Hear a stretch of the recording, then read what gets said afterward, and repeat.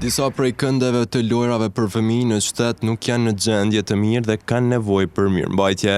Parku Yll Marina, i njohur ndryshe si lokasioni të banesat të bazarit në bllokun e ri, paraqitet në gjendjen më të rënduar. Shumica lodrave dhe pajisjeve për fëmijë janë të dëmtuara duke vështirësuar shfrytëzimin e tyre dhe duke paraqitur rrezik potencial për më të vegjëlit. Edhe këndi i lojrave te sheshi Xhubleta ka disa dëmtime, ku më të dukshme janë ato për rreth hapësirës së parkut, si dhe ulëset, disa prej të cilave janë të dëmtuara. Ndërkaq këndi i lojrave në Çabrat ka dëmtime më të vogla, kryesisht në shporta, por në përgjithësi gjendja paraqitet më e mirë krahasuar me dy lokacionet e tjera.